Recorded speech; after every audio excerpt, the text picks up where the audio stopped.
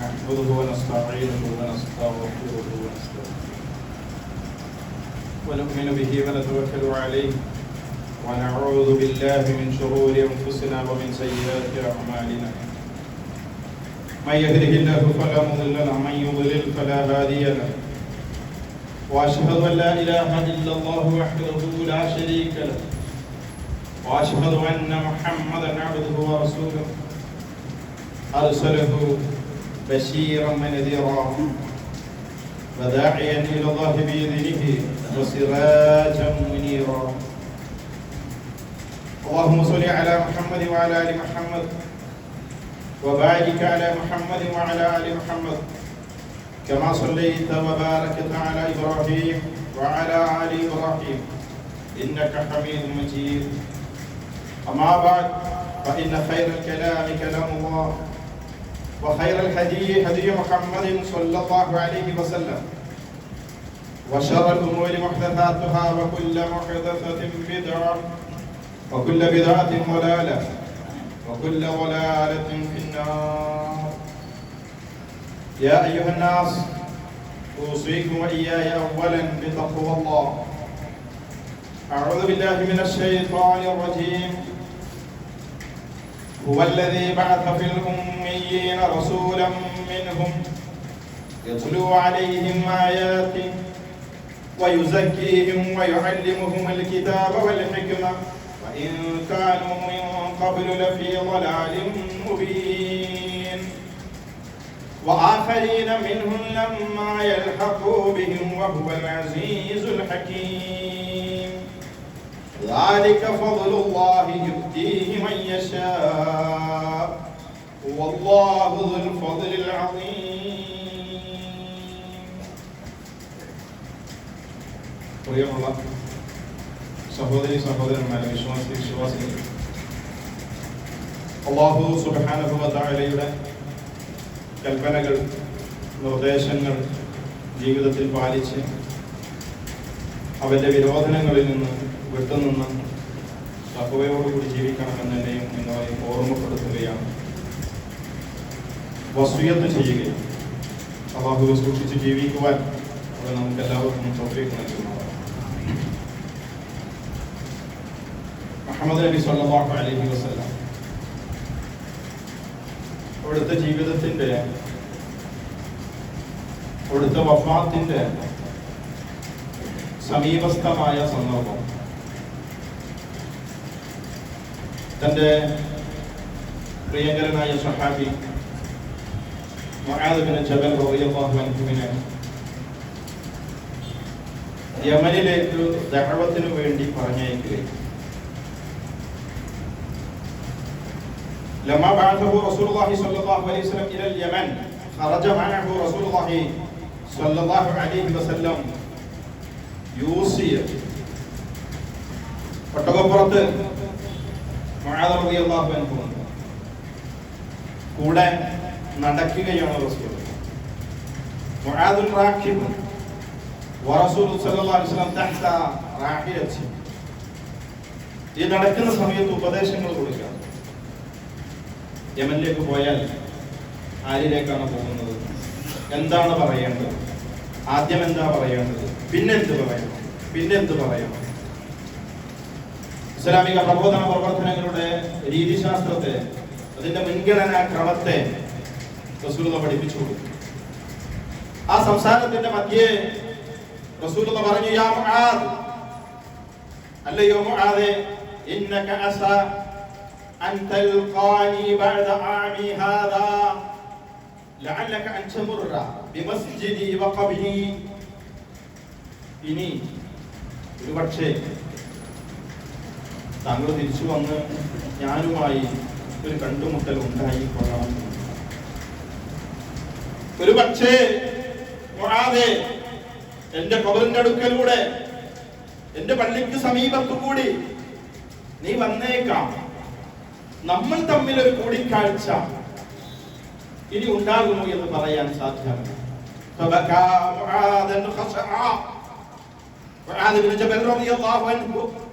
ശക്തമായി കരയാൻ തുടങ്ങി. റസൂലുള്ളാഹി മദീനയിലേക്ക് തിരിഞ്ഞു നിന്നു. എന്നിട്ട് പറഞ്ഞു, എവിടെയായിരുന്നാലും ശരി, മദീനയിലോ യമനിലോ ഷാമിലോ കേരളത്തിലോ ഇന്ത്യയിലോ ലോകത്ത് ആരെവിടെയായിരുന്നാലും കുഴപ്പമൊന്നുമില്ല, തഖ്വയാണ് അവനെ ഉന്നതനാക്കുന്നത്. എന്നോട് ഏറ്റവും അടുത്തവൻ അവൻ ഏറ്റവും നല്ല തഖ്വയുള്ളവനായി.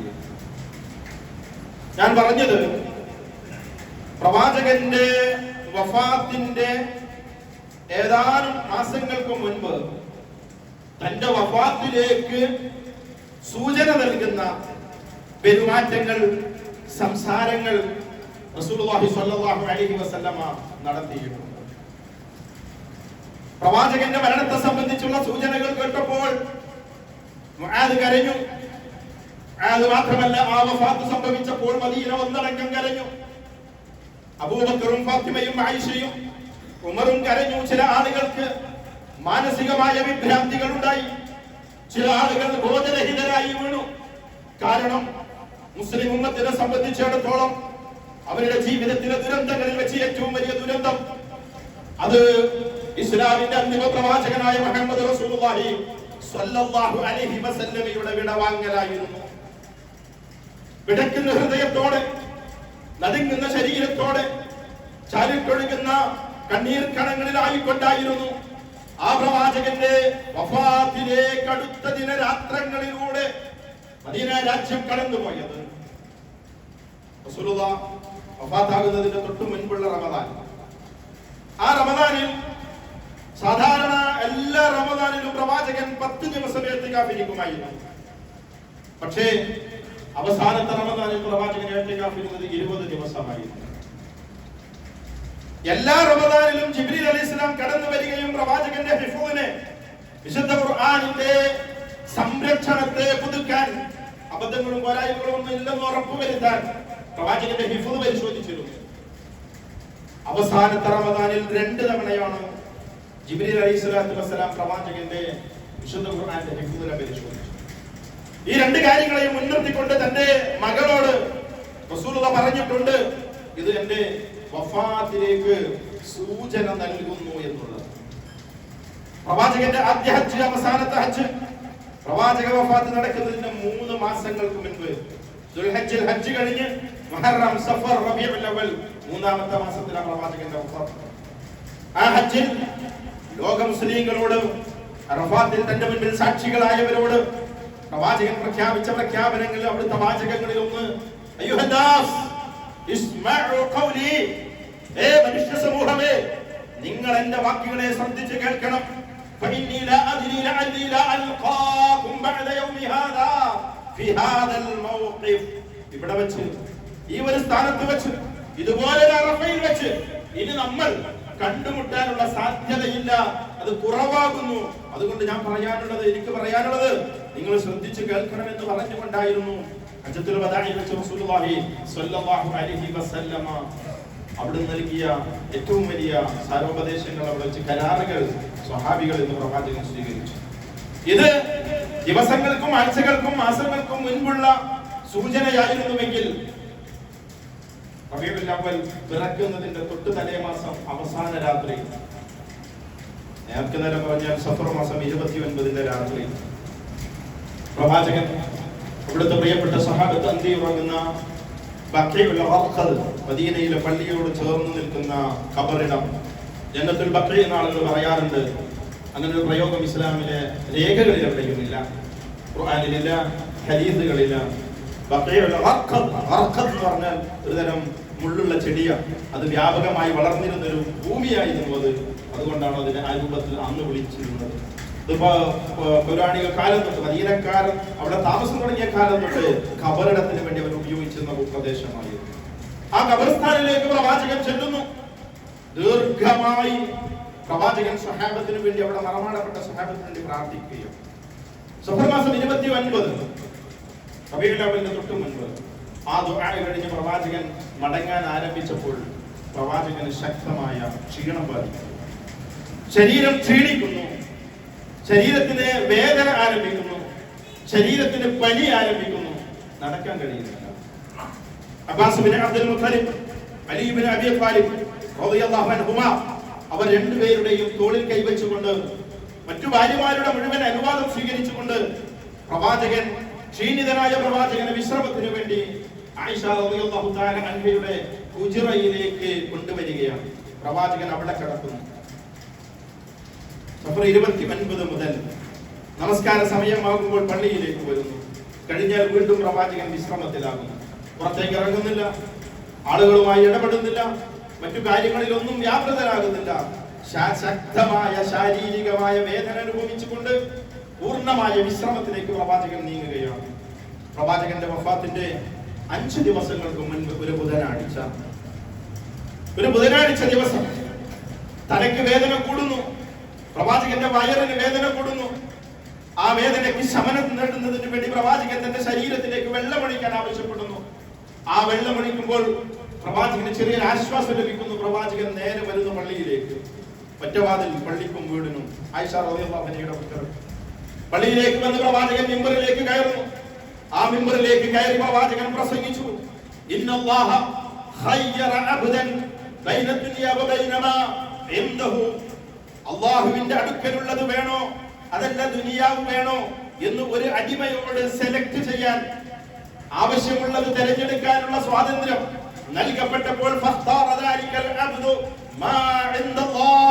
അല്ലാഹുവിന്റെ അടുക്കലുള്ളത് തിരഞ്ഞെടുക്കാൻ ആ അടിമ തീരുമാനിച്ചിരിക്കുന്നു. ഈ വാചകം മിമ്പറിൽ നിന്ന് കേട്ടപ്പോൾ അബൂബക്കർ ശക്തമായി കരയാൻ വേണ്ടി തുടങ്ങി. ഇത് കേട്ടു നിൽക്കുന്ന ഹദീസ് റിപ്പോർട്ട് ചെയ്യുന്ന സ്വഹാബികൾ പറയുകയാണ്, ഞങ്ങൾ അത്ഭുതപ്പെട്ടു അദ്ദേഹത്തിന്റെ കരച്ചിൽ കണ്ടപ്പോ. ഒരു അടിമയോട് ദുനിയാവ് വേണോ ആഖിറം വേണോ റബ്ബിന്റെ അടുക്കലുള്ളത് വേണോ എന്ന് ഇഷ്ടമുള്ളത് തെരഞ്ഞെടുത്തോ എന്ന് പറഞ്ഞപ്പോ ആ അടിമ റബ്ബിന്റെ അടുക്കലുള്ളത് തെരഞ്ഞെടുക്കാൻ തീരുമാനിച്ചിരിക്കുന്നു കേട്ടപ്പോ അബൂബക്കറിന്റെ കരച്ചിൽ കണ്ടപ്പോ ഞങ്ങൾക്ക് അത്ഭുതം തോന്നി. എന്തിനാണ് ഈ വൃദ്ധനായ മനുഷ്യൻ ഇങ്ങനെ കരയുന്നത് എന്നായിരുന്നു അവർ ചിന്തിച്ചിരുന്നത്. ആ സമയത്ത് റസൂലുള്ളാഹി സ്വല്ലല്ലാഹു അലൈഹി വസല്ലം ഹുവൽ മുഹയ്യർ വകാന അബൂബക്കർ അഅലമനാ. ആ അടിമ എന്ന് പ്രവാചകൻ പറഞ്ഞത് തന്നെ കുറിച്ചായിരുന്നുവെന്ന് ഞങ്ങളെക്കാൾ കൂടുതൽ അറിയുന്നവൻ അബൂബക്കർ ആയിരുന്നുവെന്ന്. അബൂബക്കർ റളിയല്ലാഹു അൻഹുവിന് മനസ്സിലായി പ്രവാചകൻ വഫാത്തിലേക്ക് നീങ്ങുകയാണ് എന്ന്. പ്രവാചകന്മാരുടെ പ്രത്യേകതകളിൽ ഒന്നാണ് അവർക്ക് അവരുടെ റൂഹിനെ പിടിക്കുന്നതിന് മുൻപ് അവരുടെ അനുവാദം ചോദിക്കും. ദുനിയാവിൽ ഇനി കുറച്ച് ദിവസം കൂടി വേണോ അതെല്ലാം മരിക്കണം. അനുവാദം ചോദിക്കാതെ അവരുടെ റൂഹിനെ പിടിക്കുകയില്ല. പ്രവാചകനോട് അനുവാദം ചോദിച്ചു. പ്രവാചകൻ വഫാത്തിനെ തെരഞ്ഞെടുക്കുകയാണ്. ആ പ്രവാചകന്റെ വാചകത്തിൽ നിന്ന് സൂചന കേട്ടപ്പോ ഇത് സംഭവിക്കുന്നത് പ്രവാചകന്റെ വഫാത്തിന്റെ 5 ദിവസങ്ങൾക്ക് മുൻപ് ഒരു ബുധനാഴ്ച ദിവസത്തിലായിരുന്നു. അങ്ങനെ പ്രവാചകന്റെ വഫാത്ത് സമീപസ്ഥമായി എന്ന് അബൂബക്കറിന്റെ കരച്ചിലിൽ നിന്ന് ആളുകൾക്ക് എല്ലാവർക്കും ബോധ്യപ്പെടുകയാണ്. വീണ്ടും ദിവസം ഒന്ന് പിന്നിടുന്നു. വ്യാഴാഴ്ച ദിവസം രോഗിയായിട്ടും ശാരീരികമായ ശക്തമായ പ്രയാസങ്ങൾ ഉണ്ടായിട്ടും പ്രവാചകൻ ഈ സമയങ്ങളിലെല്ലാം പള്ളിയിലേക്ക് ജമാഅത്തിന് വന്നു പോകുന്നുണ്ട്. തന്റെ വഫാത്തിന്റെ സമയത്ത് തന്റെ കിടപ്പിലായ സന്ദർഭത്തിൽ പോലും ജമാഅത്തുകളെയും നമസ്കാരത്തെയും പ്രവാചകൻ വിട്ടുകളഞ്ഞിട്ടില്ലെന്ന പാഠം ആ പ്രവാചകന്റെ വഫാത്തിന്റെ സന്ദർഭത്തിൽ ഇസ്ലാം നമ്മെ പഠിപ്പിക്കുന്ന പാഠമാണെന്ന് എന്റെ പ്രിയപ്പെട്ട സഹോദരന്മാരെ, യുവാക്കളെ, കുട്ടികളെ നമ്മൾ തിരിച്ചറിയേണ്ടതുണ്ട്. വ്യാഴാഴ്ച ദിവസം 4 വഖത്തിന് പ്രവാചകൻ പള്ളിയിലേക്ക് വന്നു. പക്ഷേ ഇശാഇന്റെ നേരത്തെ പള്ളിയിലേക്ക് വരാൻ പ്രവാചകന് സാധിക്കുന്നില്ല. ആളുകൾ കാത്തിരിക്കുക. പ്രവാചകൻ തന്റെ ഹുജറയിൽ നിന്ന് പള്ളിയിലേക്ക് വന്നാൽ മാത്രമേ ബിലാൽ റളിയല്ലാഹു അൻഹു ഇഖാമത്ത് വിളിക്കാറുണ്ടായിരുന്നു. ഇഖാമത്ത് വിളിച്ചിട്ട് അല്ല ഇമാം പള്ളിയിലേക്ക് വന്നിരുന്നത്. പ്രവാചകൻ വീട്ടിൽ നിന്ന് വന്നാൽ പ്രവാചകനെ മുൻപിൽ സാന്നിധ്യം ബോധ്യപ്പെട്ടാൽ അപ്പോൾ ഇഖാമത്ത് വിളിക്കുന്ന രീതി, അതാണ് ഇസ്ലാമിന്റെ രീതി എന്ന് പറയുന്നത്. റസൂലുള്ളാഹി ബോധരഹിതനാകുന്നത് ആ സമയത്ത്. ബോധം തെളിഞ്ഞപ്പോൾ റസൂലുള്ളാഹിയുടെ ചോദ്യം, ജനങ്ങൾ നമസ്കരിച്ചു. അതെ, നമസ്കാരമാണ് ഒന്നാമത്. ആ ഇശാഇന്റെ നമസ്കാരം എന്നെ കാത്തിരുന്ന് ജനങ്ങളുടെ നമസ്കാരം നഷ്ടപ്പെട്ടു പോയോ എന്ന ഭയമായിരുന്നു റസൂലുള്ളാഹിക്ക്. മറുപടി പറഞ്ഞു പ്രവാചകനോട്, അവരെല്ലാവരും താങ്കൾ വരാൻ വേണ്ടി താങ്കളെ കാത്തിരിക്കുകയാണ്. പ്രവാചകനെ ആ സമയത്ത് പള്ളിയിലേക്ക് വരാൻ സാധിക്കുന്നില്ല. 2-3 തവണ വീണ്ടും ബോധരഹിതനാവുകയും ബോധം തെളിയുകയും ജനങ്ങൾ നമസ്കരിച്ചോ എന്ന് ചോദിക്കുകയും ഇല്ലെന്ന് പറയുകയും ചെയ്തു. അവസാനം അബൂബക്കർ സിദ്ദീഖ് റളിയല്ലാഹു അൻഹു ആ പ്രവാചകന്റെ വഫാത്തിന്റെ 3 ദിവസങ്ങൾക്ക് മുൻപ് വ്യാഴാഴ്ച ഇശാഇന് ജമാഅത്തായി കൊണ്ട് അബൂബക്കർ നമസ്കരിക്കുകയാണ് പ്രവാചകന്റെ നിർദ്ദേശപ്രകാരം. ഇസ്ലാമിന്റെ പ്രവാചകന് ശേഷമുള്ള അടുത്ത പ്രതിനിധിയായി കൊണ്ടുള്ള അബൂബക്കർ റളിയല്ലാഹു അൻഹുവിന്റെ അപ്പോയിന്റ്മെന്റിലേക്കുള്ള വ്യത്യസ്തങ്ങളായ ഘട്ടങ്ങൾ. അതിലൊരു ഘട്ടമായിരുന്നു പ്രവാചകൻ ജീവിച്ചിരിക്കെ പ്രവാചകന്റെ പള്ളിയിൽ ഇമാമത്ത് നിർവഹിക്കുന്നതിന് വേണ്ടി അദ്ദേഹത്തെ ചുമതലപ്പെടുത്തപ്പെട്ടു എന്നുള്ളത്. പ്രവാചകൻ വീട്ടിൽ വിശ്രമിക്കുന്നു. സഹാബികൾ ഓരോരുത്തരായി പ്രവാചകനെ കാണുന്നതിന് വേണ്ടി കടന്നു ചെല്ലുന്നു. വിശുദ്ധ ഖുർആന്റെ പാരായണക്കാരിൽ ഏറ്റവും പ്രഗൽഭനായിരുന്ന അബ്ദുല്ലാഹി ഇബ്നു മസ്ഊദ് റളിയല്ലാഹു അൻഹു പ്രവാചക ഹുജറയിലേക്ക് കയറി ചെന്ന് പ്രവാചകനോട് ചോദിക്കുന്നുണ്ട്, യാ റസൂലല്ലാഹ് ഇന്നക തുഅകു വഅൻ ശദീദാ. റസൂലേ, നിങ്ങൾക്ക് വല്ലാതെ വേദനിക്കുന്നുണ്ടല്ലേ? പ്രവാചകന്റെ ശരീരത്തെ കണ്ടപ്പോൾ, ആ പ്രവാചകന്റെ പെരുമാറ്റം കണ്ടപ്പോൾ താൻ അനുഭവിക്കുന്ന ശക്തമായ ശാരീരിക വേദന പ്രകടിപ്പിച്ചപ്പോൾ അബ്ദുല്ലാഹി ഇബ്നു മസ്ഊദ് റളിയല്ലാഹു അൻഹു ചോദ്യമാണ്. ആ സമയത്ത് പ്രവാചകന്റെ മറുപടി,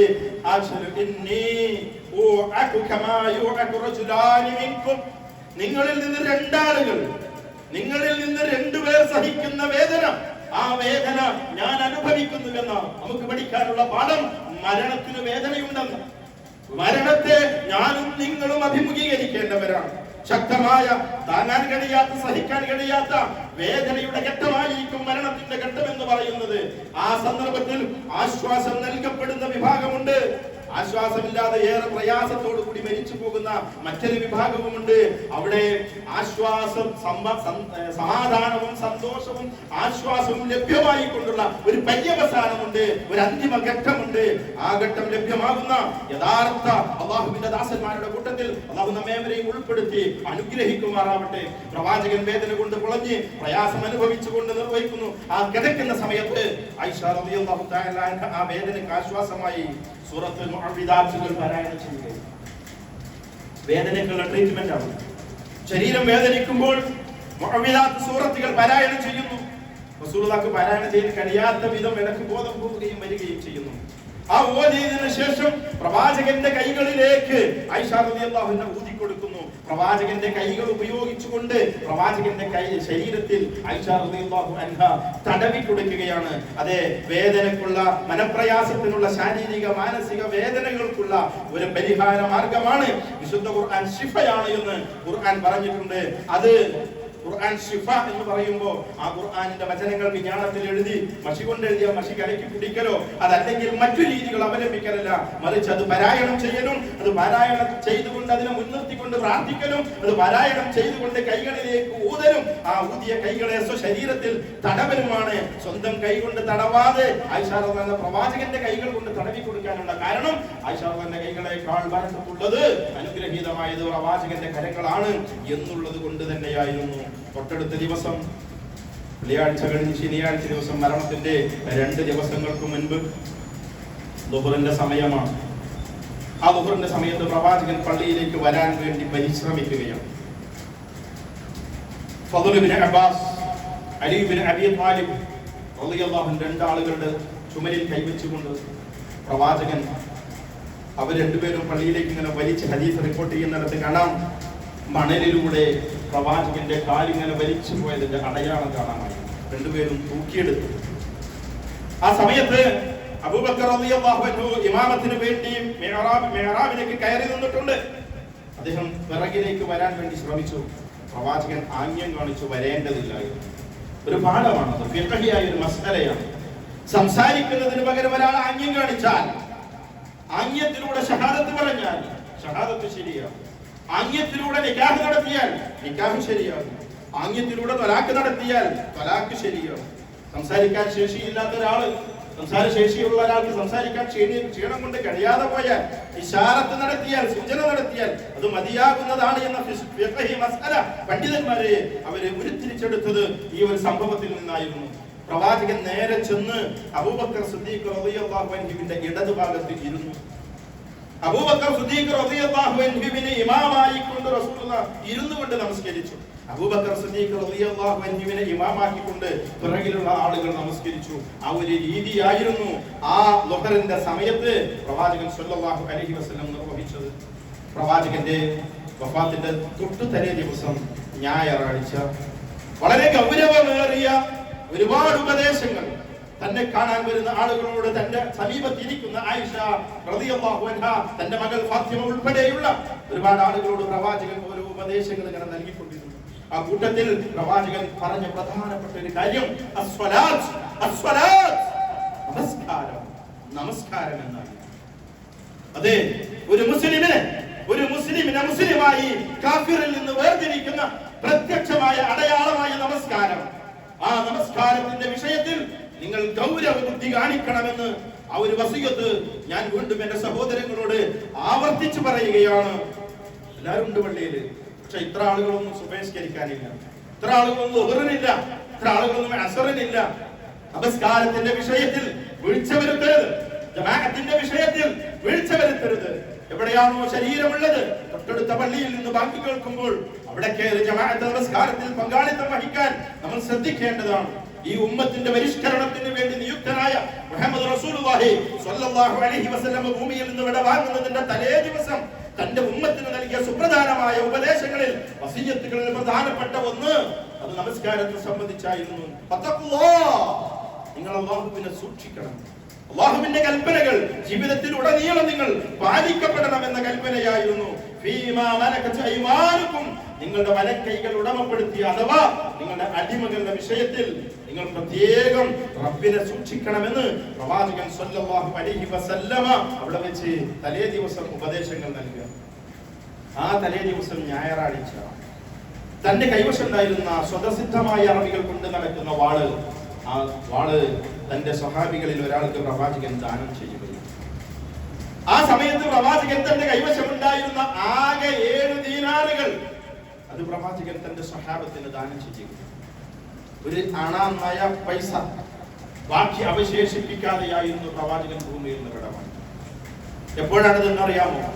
ശുക്രമാസം 29 പ്രവാചകൻ ക്ഷീണിതനായി കിടപ്പിലായി തന്റെ അങ്കി ദൂതന്റെ അടുക്കൽ പണയം വെച്ച് അതിൽ നിന്ന് ലഭ്യമായ പണം കൊണ്ട് ഗോതമ്പിന്റെ മാവ് വാങ്ങി തന്റെ ഭാര്യമാരുടെ വീടുകളിലേക്ക് മുഴുവൻ തുല്യമായി അവരുടെ ഭക്ഷണത്തിനുള്ള സംവിധാനം ഉണ്ടാക്കി ഈ 12ഓളം വരുന്ന ദിവസക്കാലം ആയിഷ റളിയല്ലാഹു അൻഹയുടെ ഹുജ്റക്കകത്ത് പ്രവാചകൻ കിടക്കുമ്പോൾ വിളക്കിൽ എണ്ണ കത്തിക്കാനില്ലാതെ അപ്പുറത്തെയും ഇപ്പുറത്തെയും വീടുകളിൽ നിന്ന് എണ്ണ കടം വാങ്ങുന്ന സമയത്താണ് സമ്പത്തായി തന്റെ കൈവശമുണ്ടായിരുന്നത് മുഴുവൻ പ്രവാചകൻ ദാനം ചെയ്യുന്നത്. അതെ, സ്വതക്ക കൊടുക്കുക, ദാനം കൊടുക്കുക, കയ്യിലുള്ളത് ചെലവഴിക്കുക.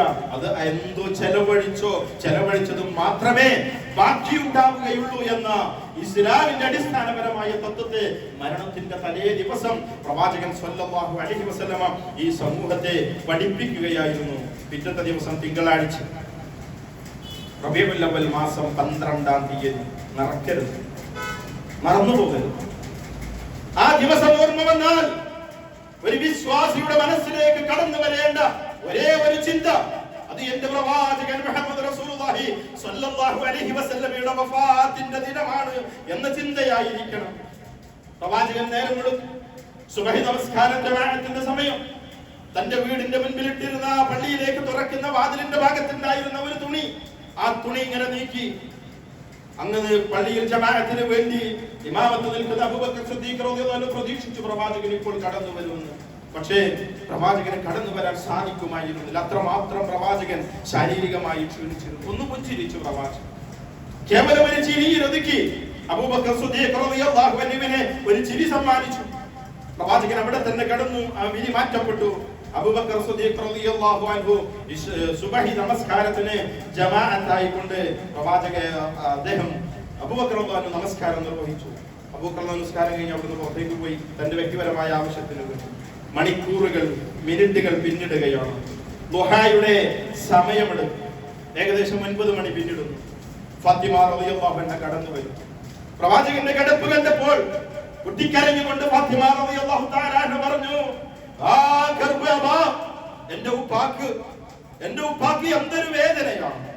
പ്രവാചകൻ അതിനോട് പ്രതിപദിച്ചു, ലൈസ അലാ അബീക കർബുൻ ബഅദൽ യൗം. ഈ ദിവസത്തിന് ശേഷം, ഇന്നേ ദിവസത്തിന് ശേഷം ഇനി ഒരിക്കലും എന്റെ പൊന്നുമോള് ഫാത്തിമ ഒരിക്കലും നിന്റെ ഉപ്പ പ്രയാസം അനുഭവിക്കുകയില്ല, വേദന അനുഭവിക്കുകയില്ല. എല്ലാ വേദനകളും അവസാനിക്കാൻ വേണ്ടി പോവുകയാണ്. വേദന ആരംഭിച്ചത് ജനിച്ചത് മുതൽ വാപ്പയില്ലാതെ ജനിച്ചത്. ഒരു പിതാവിന്റെ മുഖം കാണാനുള്ള അവസരമില്ലാത്ത വിധമായിരുന്നു പ്രവാചകന്റെ ജനനം.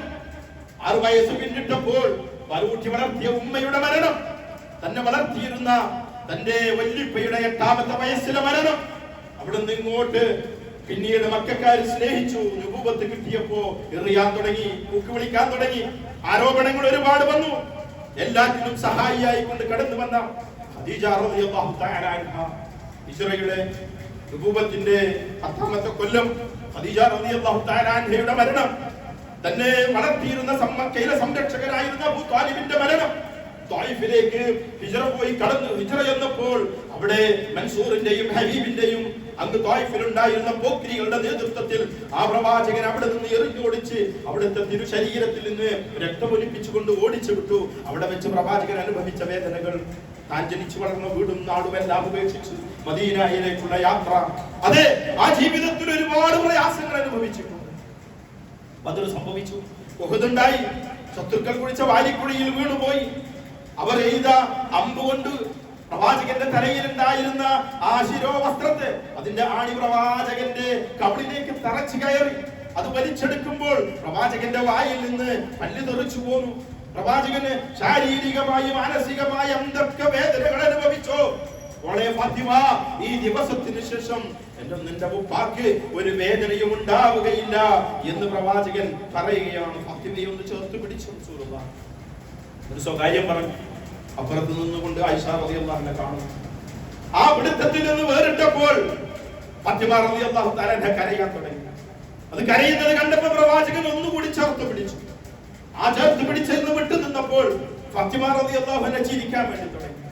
വഫാത്ത് കഴിഞ്ഞ ദിവസങ്ങൾക്ക് ശേഷം ആയിഷ റളിയല്ലാഹു അൻഹ ചോദിക്കുന്നുണ്ട്, ഫാത്തിമ, ഉപ്പ മരിക്കുന്നതിന്റെ തൊട്ടു മുൻപ് 2 തവണ സ്വകാര്യം പറഞ്ഞില്ലേ, എന്തായിരുന്നു? ആദ്യം എന്നോട് പറഞ്ഞത് ഞാൻ മരിക്കാൻ പോവാണ്, ഇതാ സമയം അടുത്തിട്ടുണ്ട് എന്ന് അറിയിക്കുന്നു. അപ്പോഴാണ് ഞാൻ കരഞ്ഞത്. എന്തിനാ പിന്നെ ചിരിച്ചത്? ഞാൻ മരിച്ചാൽ നമ്മുടെ അഹിലിൽ നിന്ന്, നമ്മുടെ കുടുംബത്തിൽ നിന്ന് എന്നിലേക്ക് ആദ്യം കടന്നു വരിക നീയായിരിക്കും ഫാത്തിമ എന്ന് പറഞ്ഞു.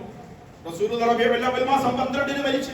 റബീഉൽ അവ്വൽ കഴിഞ്ഞ്, റബീഉൽ ആഖിർ കഴിഞ്ഞ്, റജബ് കഴിഞ്ഞ്, ശഅബാൻ തൊട്ട് ജമാദുൽ ആഖിറിന്റെ 3ാമത്തെ ദിവസം 4 മാസം പൂർത്തിയാകുന്നതിന്റെ മുൻപ് തന്റെ 29ാമത്തെ വയസ്സിൽ ഫാത്തിമ റളിയല്ലാഹു തആല അൻഹ ഈ ഭൂമിയിൽ നിന്ന് വിടവാങ്ങുന്നുണ്ട്. ആ സമയത്ത് പ്രവാചകൻ അങ്ങനെ കിടക്കുക. പ്രവാചകൻ പറയുകയാണ്, ലഅനത്തുല്ലാഹ് അലൽ യഹൂദി വൻ നസാറ, ജൂതന്മാരെ, നസാറാക്കളെ അല്ലാഹു ശപിച്ചിരിക്കുന്നു, ശപിക്കട്ടെ. ഇത്തഖദു ഖുബൂറ അംബിയാഇ മസാജിദ്, അവർ അവരുടെ അമ്പിയാക്കന്മാരുടെ പ്രവാചകന്മാരുടെ ഖബറുകളെ, അവരുടെ ശവകുടീരങ്ങളെ അവർ ആരാധനയ്ക്കുള്ള കേന്ദ്രമാക്കി മാറ്റി, മസ്ജിദുകളാക്കി.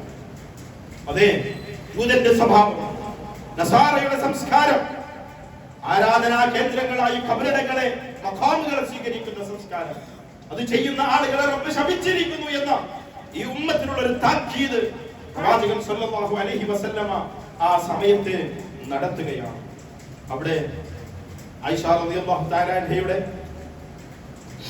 മടിത്തട്ടിൽ റസൂൽ അങ്ങനെ കിടക്കും. വാതിലിന്റെ വിരി നീക്കിക്കൊണ്ട് ആയിഷ റളിയല്ലാഹു തആല അൻഹയുടെ ജ്യേഷ്ഠൻ അബ്ദുറഹ്മാൻ കടന്നു വരികയാണ്. അബ്ദുറഹ്മാൻ ഇങ്ങനെ പല്ല് തേച്ചിട്ടുണ്ട്, കയ്യിലൊരു മിസ്വാക്ക്. കിടക്കുന്ന കിടപ്പിൽ റസൂലുള്ളാഹിയുടെ കണ്ണുകൾ അബ്ദുറഹ്മാനിന്റെ കൈകളിലേക്ക്. ഒന്നും പറഞ്ഞിട്ടില്ല റസൂലുള്ളാഹി. ആയിഷ റളിയല്ലാഹുവിന്റെ ചോദ്യം, റസൂലേ, നിങ്ങൾക്ക് പല്ല് തേക്കും? കണ്ണൊന്ന് ചലിച്ചപ്പോഴേക്ക് ഭർത്താവിന്റെ മനസ്സ് വായിക്കാനുള്ള ഒരു ഭാര്യയുടെ കഴിവ്, ഇതിനെയാണ് ആത്മബന്ധം എന്ന് പറയുന്നത്. എന്റെ പ്രിയപ്പെട്ട സഹോദരങ്ങളോട്, സഹോദരിമാരോട് വിഷയത്തിന്റെ ഒരു ഭാഗമെന്ന് നിനക്ക് ചേർത്തിക്കൊണ്ട് പറയാനുള്ളത്, ഭാര്യയും ഭർത്താവും ഊഷ്മളമായ അത്തരമൊരു ബന്ധത്തിലായിരിക്കും. കണ്ണോ കയ്യോ ഒന്ന് ചലിക്കുമ്പോഴേക്ക് മനസ്സ് വായിച്ചെടുക്കാൻ ഭാര്യയ്ക്കും ഭർത്താവിനും സാധിക്കേണ്ടത്. പ്രവാചകൻ തലയാട്ടുന്നു, അതേ, എനിക്ക് പല്ല് തേക്കണം. തലകുലിക്കുകയാണ്. അബ്ദുറഹ്മാന്റെ കയ്യിൽ നിന്ന് ആ വിസ്വാക്കിന്റെ കൊള്ളി ആയിഷ റളിയല്ലാഹു വാങ്ങി അദ്ദേഹം പല്ല് തേക്കാൻ ഉപയോഗിച്ചതിന്റെ മറുതല കടിച്ച് ചവച്ച് പദം വരുത്തി പ്രവാചകന് പല്ല് തേച്ചു കൊടുക്കുകയാണ്. ആയിഷ റളിയല്ലാഹു പിൽക്കാലത്ത് പറയുന്നുണ്ട്, പ്രവാചകൻ വഫാത്താകുമ്പോൾ, പ്രവാചകൻ ഈ ഭൂമിയിൽ നിന്ന് വിടവാങ്ങുമ്പോൾ എന്റെ ഉമിനീരിനെയും അവിടുത്തെ ഉമിനീരിനെയും പരസ്പരം കലർത്തിക്കൊണ്ടാണ് ഈ ഭൂമിയിൽ നിന്ന് പ്രവാചകനെ അല്ലാഹു ഏറ്റെടുത്തത് എന്ന്. ആ പല്ല് തേക്കുമ്പോ ആ മിസ്വാക്ക് കടിച്ചു പദം വരുത്തിയപ്പോ തന്റെ ഉമിനീര് ചേർന്ന കലർന്ന മിസ്വാക്കിന്റെ കൊള്ളി കൊണ്ട് ആ പ്രവാചകന്റെ പല്ല് തേച്ചു കൊടുത്തു. ഈ പല്ല് തേപ്പ് പൂർത്തിയായതിനു ശേഷം പ്രവാചകൻ അവസാനം പറഞ്ഞ വാചകം ലാ ഇലാഹ ഇല്ലല്ലാഹ്, ലാ ഇലാഹ ഇല്ലല്ലാഹ് ഇന്ന ലിൽ മൗതി സഖറാത്ത്. തീർച്ചയായും മൗത്തിന്, മരണത്തിന് അതിൻ്റെതായ ഒരു വേദനയുണ്ട്, അതിൻ്റെതായ ഒരു അസഹനീയമായ ഒരു പ്രയാസമുണ്ട്. ലാ ഇലാഹ ഇല്ലല്ലാഹ് ഫി റഫീഖിൽ അഅ്ലാ. പ്രവാചകന്റെ കൈ മുകളിലേക്ക് ചൂണ്ടിക്കൊണ്ട് പറഞ്ഞു, ഏറ്റവും ഉന്നതരുടെ കൂട്ടുകാരനായിക്കൊണ്ട്, അതേ ഉന്നതന്മാർ, അത് നബി അലൈഹി സ്വലാത്തു വസ്സലാം മുതൽ പ്രവാചകന്മാർ, ആ പ്രവാചകന്റെ പ്രിയപ്പെട്ട സ്വഹാബത്ത് എല്ലാവരും അല്ലാഹുവിന് ഏറ്റവും പ്രിയപ്പെട്ട സുദ്ദീഖുകളും സാലിഹുകളും അമ്പിയാക്കന്മാരും ഷഹീദുകളൊക്കെ കടന്നുപോയ ഒരു ലോകമുണ്ട്. ആ ലോകത്തേക്ക് ഞാനും പോകുന്നു എന്ന് പറഞ്ഞ് ആ പ്രവാചകന്റെ കൈ താഴേക്ക് പതിക്കുന്നതോടുകൂടി പ്രവാചകൻ ഈ ഭൂമിയിൽ നിന്ന് വിടവാങ്ങുകയായിരുന്നു. സമയം 9:30 മണിയോട് അടുക്കുന്ന സമയം. ആ ദിവസത്തിന്റെ തിരിച്ചറിയാനുള്ള അടയാളമാണ് റബീഉൽ അവ്വൽ മാസം 12.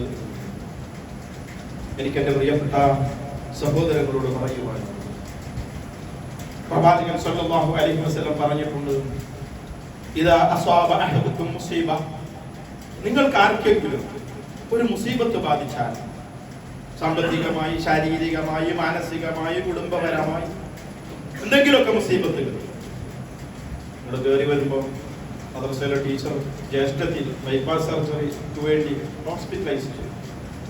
ഇന്നലെ കാസർഗോഡ് നിന്ന് കേട്ട വാർത്ത, ഒരു കുടുംബത്തിലെ 5 ആളുകൾ, നമ്മുടെ പ്രവർത്തകർ തൗഹീദി പ്രബോധന രംഗത്ത് ജീവിക്കുന്ന ഒരു കുടുംബത്തിലെ 5 ആളുകൾ ആക്സിഡന്റിൽ മരിച്ചു. ഏതാനും വർഷം മുമ്പ് അതേ കുടുംബത്തിലെ 7 ആളുകളായിരുന്നു ആക്സിഡന്റ്.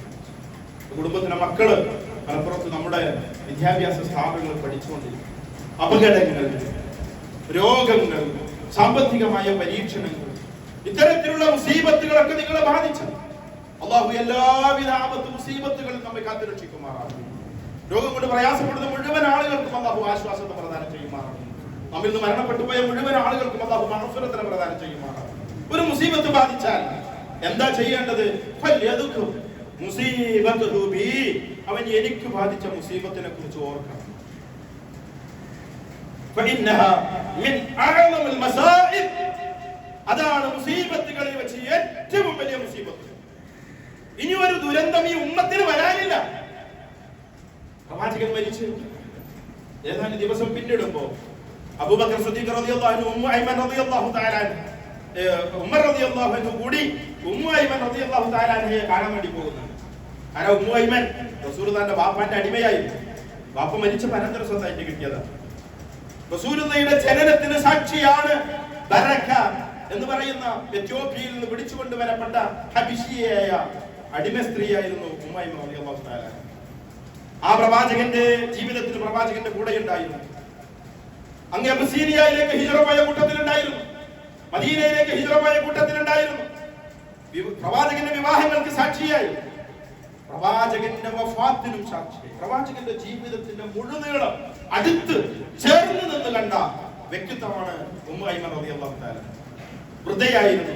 അവരെ കാണാൻ വേണ്ടി അബൂബക്കർ സിദ്ദീഖ് ഉമറും പോയപ്പോ പൊട്ടിക്കരയുകയാണ്. ശക്തമായ കരച്ചിൽ. ഉമ്മ, നിങ്ങൾ എന്തിനാ ഇങ്ങനെ കരയുന്നത്?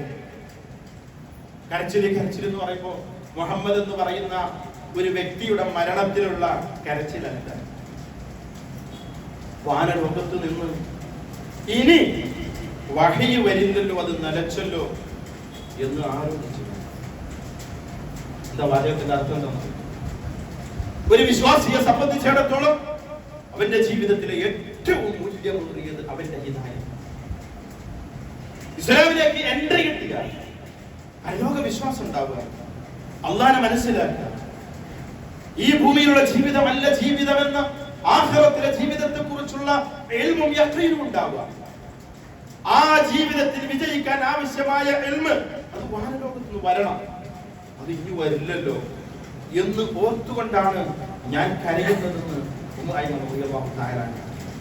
അതാണ് വിശുദ്ധ ഖുർആൻ സൂറത്ത് ജുമഅയുടെ തുടക്ക ഭാഗത്ത് പറഞ്ഞത്, ഹുവല്ലദീ ബഅസ ഫീകും, നിങ്ങളിലേക്ക് നിയോഗിച്ചവൻ അല്ലാഹു. ആരെയെ നിയോഗിച്ചത്?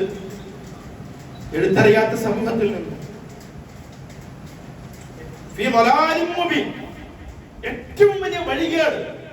എന്താണ് യഥാർത്ഥ ജീവിതത്തിന്റെ ലക്ഷ്യം? ആ ലക്ഷ്യത്തിലേക്ക് എത്താത്ത, ആ ലക്ഷ്യത്തിൽ നിന്ന് വഴിമാറി സഞ്ചരിക്കുന്ന ഒരു ജനസമൂഹം. അവരെ അവരെ പരിഷ്കരിക്കാൻ, അവരെ പഠിപ്പിക്കാൻ നിയുക്തനായ പ്രവാചകൻ.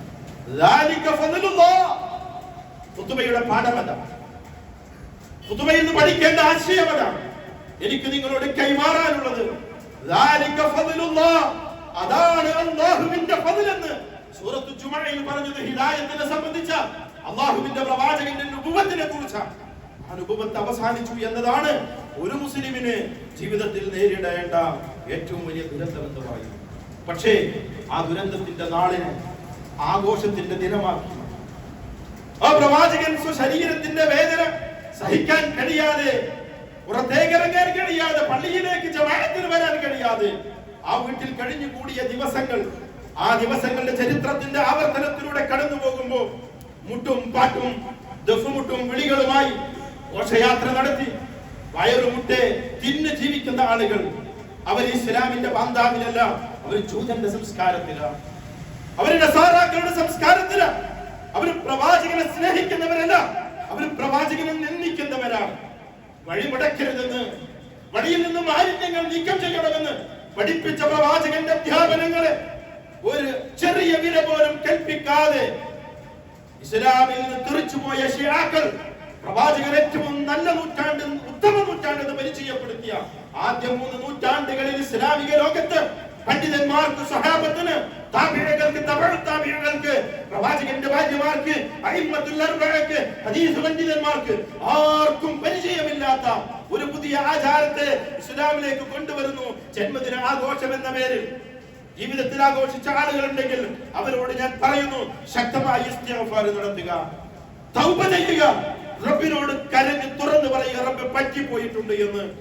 ആഘോഷത്തിൽ പങ്കാളിത്തം വഹിച്ചുകൊണ്ട് ജീവിക്കുന്ന ആളുകളുണ്ടെങ്കിൽ അവരോട് പറയുന്നു, നിങ്ങൾ ആഖിറമാണ് ലക്ഷ്യമാക്കുന്നതെങ്കിൽ ആ പ്രവാചകന്റെ ജീവിതത്തെ ജനനം മുതൽ, നുബുവത്ത് മുതൽ അവിടുത്തെ വഫാത്ത് വരെയുള്ള ജീവിതം, അവിടുത്തെ വസിയ്യത്തുകൾ, അവിടുത്തെ അധ്യാപനങ്ങൾ അത് ഒന്നൊന്നായി പഠിച്ച് ജീവിതത്തിലേക്ക് പകർത്തിക്കൊണ്ട് ആ പ്രവാചകനെ സ്വന്തം ശരീരത്തെക്കാൾ, സ്വന്തം മാതാപിതാക്കളെക്കാൾ, സ്വന്തം മക്കളെക്കാൾ, സ്വന്തം കച്ചവടത്തെക്കാൾ, സ്വന്തം ഇടപാടുകളെക്കാൾ, വീടിനേക്കാൾ, എല്ലാറ്റിനേക്കാളും ആ പ്രവാചകന്റെ സുന്നത്തിനെ ഇഷ്ടപ്പെട്ടുകൊണ്ട് ആരാണോ എന്റെ സുന്നത്തിനെ ഇഷ്ടപ്പെട്ടവൻ അവൻ എന്നെ ഇഷ്ടപ്പെട്ടു എന്ന് പ്രവാചകന്റെ ഖൗലുണ്ട്. പ്രവാചകന്റെ സുന്നത്തിനെ, അവിടുത്തെ നടപടികളെ, അവിടുത്തെ ആചാരങ്ങളെ, അവിടുത്തെ കൽപ്പനകളെ, അവിടുത്തെ വിരോധനങ്ങളെ അത് സ്വീകരിക്കുന്നവനാണ് യഥാർത്ഥ വിശ്വാസി, യഥാർത്ഥ പ്രവാചക സ്നേഹി എന്ന് തിരിച്ചറിഞ്ഞുകൊണ്ട്, പ്രവാചക സ്നേഹത്തിന്റെ മാനം തിരിച്ചറിഞ്ഞുകൊണ്ട്, ഹിദായത്ത് ഒരിക്കലും കൈവിട്ട് പോകാതിരിക്കാനുള്ള സൂക്ഷ്മത പുലർത്തിക്കൊണ്ട് ശക്തമായി പ്രാർത്ഥന നിർവഹിച്ചുകൊണ്ട് മുന്നോട്ട് പോവുക. അല്ലാഹു സുബ്ഹാനഹു വ തആല ആ പ്രവാചകനും അതിനു മുൻപുള്ള പ്രവാചകന്മാരും അവിടുത്തെ സഹാബത്തും കടന്നുപോയ സ്വർഗ്ഗലോകമുണ്ട്. ആ സ്വർഗ്ഗലോകത്തിലേക്ക് കടന്നു പോകാൻ ആവശ്യമായ യഥാർത്ഥ വിശ്വാസത്തിന്റെ, യഥാർത്ഥ കർമ്മങ്ങളുടെ വക്താക്കളാക്കി ജീവിക്കുവാൻ അല്ലാഹു നമുക്ക് എല്ലാവർക്കും തൗഫീഖ് നൽകി അനുഗ്രഹിക്കുമാറാവട്ടെ.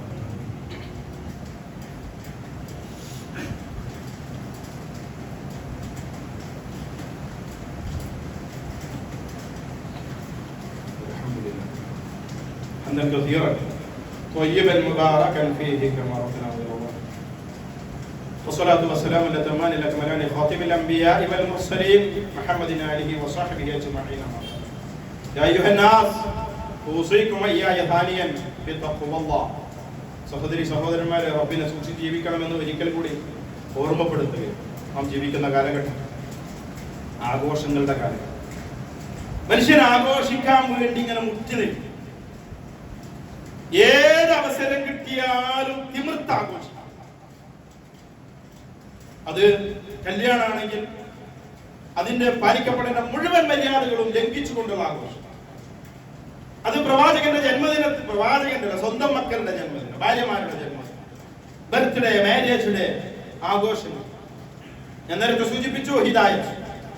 ആ ഹിദായത്ത് കൃത്യമായി ചട്ടക്കൂടുള്ളതാണ്. ദീൻ എന്ന അറബി പദത്തിന് അർത്ഥം ചട്ടക്കൂടുന്നു, നിയമവ്യവസ്ഥയ, നിയമാവലിയ. വെയിലിന്റെ പുറത്തേക്ക് ചാടൽ ഇസ്ലാം അല്ല, ദീനാണ്. ഞാൻ പറഞ്ഞത് മുസ്ലിമിന് അനുവദനീയമായ ആഘോഷങ്ങളുണ്ട്. ആ ആഘോഷം പെരുന്നാളുകളാണ്. അതല്ലാത്ത ഒരാഘോഷം ഒന്നും ഞാൻ വിശദീകരിക്കുന്നില്ല, നന്നായിട്ട് അറിയാം. പ്രത്യേകിച്ച് നാം ജീവിക്കുന്ന കാലഘട്ടം, എന്റെ മതം ഏതാണ് എന്ന് എനിക്ക് തീരുമാനിക്കണമെങ്കിൽ തുറന്നു വെച്ച ചാനലുകളിലെ ആങ്കർമാരുടെയും അവിടെ അവതരണത്തിന് വേണ്ടി വന്നിരിക്കുന്ന പാനലിസ്റ്റുകളുടെയും അനുവാദം കിട്ടിയാൽ മാത്രമേ എന്റെ മതാചാരം എന്റെ മതാചാരമായി മാറുകയുള്ളൂ. നാട്ടിലുള്ളവർ തീരുമാനിക്കേണ്ട ഗതികേടിലാണ്. സൂചിപ്പിച്ചിട്ടുണ്ട് 3-4 ആഴ്ച മുമ്പ്, ഒരു യഥാർത്ഥ വിശ്വാസിക്ക് അവനൊരു തീക്കനലിലൂടെ നടക്കുന്നത് പോലെ നടക്കാൻ സാധിക്കും. ശക്തമായ ആരോപണങ്ങളും പ്രയാസപ്പെടുത്തലുകളും ഞെരിക്കലുകളും എടുക്കലുകളും ഒക്കെ ഉണ്ടാവും. പക്ഷേ സ്വന്തം വിശ്വാസത്തെ, സ്വന്തം മതാചാരങ്ങളെ, സ്വന്തം ആഘോഷങ്ങളെ സ്വന്തം ആഘോഷമായി കരുതുകയും അന്യന്റെ വിശ്വാസങ്ങളെ, അന്യന്റെ ആചാരങ്ങളെ, അന്യന്റെ ആഘോഷങ്ങളെ അത് അങ്ങനെ തന്നെ മനസ്സിലാക്കുകയും മനുഷ്യത്വം എന്ന് പറയുന്ന സംസ്കാരം, മനുഷ്യർ തമ്മിൽ പരസ്പര സ്നേഹം ഉണ്ടാവാൻ ആഘോഷങ്ങളെയും ആചാരങ്ങളെയും വിശ്വാസങ്ങളെയും സമന്വയിപ്പിക്കേണ്ട ആവശ്യമില്ല. അത് ഈ സമൂഹം ഉണ്ടാക്കി തീർത്ത ഒരു സിസ്റ്റമാണത്. വലിയ വലിയ പൊതുവേദികളൊക്കെ നടക്കുമ്പോ നിലവിളക്ക് കൊളുത്തിക്കൊണ്ട് ഉദ്ഘാടനങ്ങൾ ചെയ്യാറുണ്ട്. നിലവിളക്ക് കൊടുത്തൊരു മതാചാരം, അത് മുസ്ലിമിന് അന്യമാണ്. പക്ഷെ ഇത് പൊതുവൽക്കരിക്കപ്പെടുന്നു. അത് ചെയ്യാത്തവൻ കുറ്റക്കാരനായി തീരുന്നു, അവൻ തീവ്രവാദിയാകുന്നു, അവനത് പറയാൻ പാടില്ലാത്ത ഒരു സാഹചര്യത്തെ സൃഷ്ടിക്കപ്പെടുന്നു. നിങ്ങൾ ഏതെങ്കിലും സ്റ്റേജില് എല്ലാവരും കൂടിയിട്ട് 2 റക്അത്ത് ഒന്നിച്ച് ജമാഅത്തായി നിസ്കരിച്ച ഒരു ഉദ്ഘാടന പൊതുവേദിയിൽ കണ്ടിട്ടുണ്ടോ?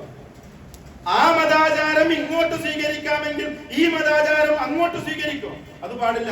നിസ്കരിക്കണം എന്ന് പറഞ്ഞാലോ അത് അതിലും വലിയ തീവ്രവാദമായി. ഈ പ്രോഗ്രാം, സർക്കാരിന്റെ ഈ പബ്ലിക് പ്രോഗ്രാം നമുക്ക് കുരിശ് നാട്ടി ആഘോഷിക്കാം, ഉദ്ഘാടനം ചെയ്യാം. അടുത്ത പ്രോഗ്രാം നിലവിളക്ക് കൊളുത്തിയിട്ട് നമുക്കത് തുടങ്ങാം. അടുത്ത പ്രോഗ്രാം സ്റ്റേജിൽ ആരെ കണ്ട എല്ലാവരും കൂടി ഒന്നിടത്ത് 2 റക്അത്ത് സുന്നത്ത് ജമാഅത്തായിട്ട് നിസ്കരിച്ചാണ് തുടങ്ങാം. അപ്പൊ ഒരു മതസൗഹാർദ്ദമാകുന്നു. അതിന് മതസൗഹാർദ്ദം പറയുന്നു. വിവരമില്ലാത്ത കുറെ ആളുകളുണ്ട് ഈ ഉമ്മത്തിന്റെ ഉള്ളില്. എന്താ ഒന്ന് ആഘോഷിച്ചാല്, എന്താ ഒരു ഭക്ഷണം കഴിച്ചാല് പാടില്ല, അതാണ് ഇസ്ലാം. ഇന്ന ദീന ഇൻദല്ലാഹിൽ ഇസ്ലാം. അല്ലാഹുവിന്റെ അടുക്കൽ മതമായി സ്വീകരിക്കപ്പെടുന്നത് ഇസ്ലാം മാത്രമാണ്.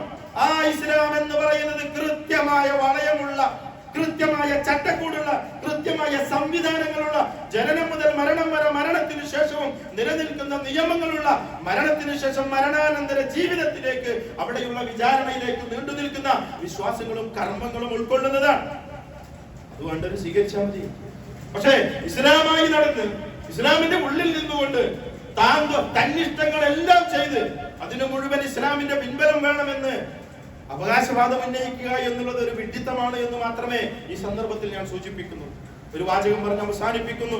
സ്വന്തം വിശ്വാസത്തെയും ആചാരത്തെയും അതിന്റെ ഗൗരവത്തെയും പ്രാധാന്യത്തെയും ഹിദായത്തിന്റെ മൂല്യത്തെയും ഹിദായത്തിന്റെ മാധുര്യത്തെയും ഉണർന്നുകൊണ്ട് ജീവിക്കാൻ സാധിക്കേണ്ടതുണ്ട്. യഥാർത്ഥ മുസ്ലിമായി, യഥാർത്ഥ മുഅ്മിനായി, യഥാർത്ഥ മുഹ്സിനായി, യഥാർത്ഥ മുത്തഖിയായി ജീവിക്കാൻ അല്ലാഹു തൗഫീഖ് നൽകുമാറാവട്ടെ. സംഭവിച്ചു പോയ പാകപ്പിഴവുകളെല്ലാം അല്ലാഹു പുറത്തു നൽകുമാറാവട്ടെ. പ്രയാസങ്ങൾ അനുഭവിക്കുന്നവർക്കെല്ലാം അല്ലാഹു ആശ്വാസം നൽകുമാറാവട്ടെ. വളരെ പ്രധാനപ്പെട്ട ഒരു കാര്യം സൂചിപ്പിക്കാറുണ്ട്. ജുമയ്ക്ക് ശേഷം എല്ലാ വെള്ളിയാഴ്ച പള്ളിയുടെ കളക്ഷൻ എടുക്കാൻ നിർത്തുന്നില്ല. കടക്കുമ്പാടുള്ള ഒരു പെൺകുട്ടിയുടെ കിഡ്നി റീപ്ലാന്റേഷനുമായി ബന്ധപ്പെട്ട് സമൂഹം ഒന്നടങ്കം എല്ലാവരും കൂടി കളക്ഷൻ എടുക്കുന്ന ചികിത്സാ ആവശ്യം എല്ലാവരും പ്രവാചകന്റെ ദാനധർമ്മത്തെ കുറിച്ച് സൂചിപ്പിച്ചു. മരിക്കുന്നതിന് മുൻപ് അവസാന കയ്യിലുള്ളത് ദാനം കൊടുത്തിട്ടാണ്. അവനവന്റെ പോക്കറ്റിലുള്ളത് പോയി ഞാനൊന്ന് കൊടുത്തിട്ടുണ്ട്, കുറഞ്ഞിട്ടുണ്ട് എന്നൊക്കെ ഒന്ന് ഫീൽ ചെയ്യുന്ന രൂപത്തിൽ നമുക്കും ആവശ്യങ്ങൾ വരും. വരാതിരിക്കട്ടെ, അള്ളാഹു കാത്തിരക്ഷിക്കുമാറാണ്. നമ്മൾ 17 കോടി 36 കോടിയൊക്കെ ചികിത്സയ്ക്ക് വേണ്ടി കളക്ഷൻ എടുത്ത ആളുകളാണ് നമ്മൾ. ദുരന്തങ്ങളൊക്കെ ആരിലേക്കും എപ്പോഴും കടന്നു വന്നേക്കാം. വരാതിരിക്കാനുള്ള നിരന്തരമായ പ്രാർത്ഥന ഉണ്ടാവണം. അത് അനുഭവിക്കുന്ന ആളുകൾ നമുക്കൊരു പാഠമാണ്. നാളെ ഞാൻ അങ്ങനെയായാൽ, അതാണ് ഒരു വിശ്വാസം പഠിക്കേണ്ട പാഠം. ഒരു മയ്യത്ത് ഇങ്ങനെ കിടക്കുമ്പോൾ ഞാനും നാളെ അങ്ങനെ കിടക്കേണ്ടതാണ്. ഒരു ഖബർ കാണുമ്പോൾ ഞാനും നാളെ ഇങ്ങോട്ട് വരേണ്ടവനാണ്. രോഗം കൊണ്ട് പരീക്ഷിക്കപ്പെട്ടവനെ കണ്ടാൽ പടച്ചവനെ ഇങ്ങനത്തെ ഒരു അവസ്ഥ എനിക്ക് വന്നാൽ എന്റെ കാര്യം എന്തായിരിക്കും എന്നൊക്കെ ഒരു ചിന്തിക്കാനുള്ള, അതിനാണ് തച്ചു തന്നത്. പോത്തുകളെ പോലെ കന്നുകാലികളെ ആകാൻ പാടില്ല. ചിന്ത ശരിക്കും ഉപയോഗപ്പെടുത്തി റബ്ബിനെ ശരിക്കും തിരിച്ചറിഞ്ഞ് റബ്ബിന്റെ നിഅമത്തുകൾ ആസ്വദിച്ച് അനുഭവിച്ചുകൊണ്ട് ആ നിഅമത്തുകൾക്ക് മുഴുവൻ നന്ദി കാണിച്ചുകൊണ്ട് റബ്ബിനെ എഴുതുന്ന ആളുകളായി തീരുക. അല്ലാഹു തൗഫീഖ് നൽകുമാറാകട്ടെ. اللهم اغفر للمؤمنين والمؤمنات والمسلمين والمسلمات الأحياء منهم والأموات إنك مجيب الدعوات يا قاضي الحاجات. اللهم أجرنا من النار، اللهم أجرنا من النار، اللهم ادخلنا الجنة يا رب العالمين. ربنا آتنا في الدنيا حسنة وفي الآخرة حسنة وقنا عذاب النار. ربنا ظلمنا أنفسنا وإن لم تغفر لنا وترحمنا لنكونن من الخاسرين. ربنا هب لنا من أزواجنا وذرياتنا قرة أعين واجعلنا للمتقين إماما. ربنا اغفر لنا ولإخواننا الذين سبقونا بالإيمان ولا تجعل في قلوبنا غلا للذين آمنوا.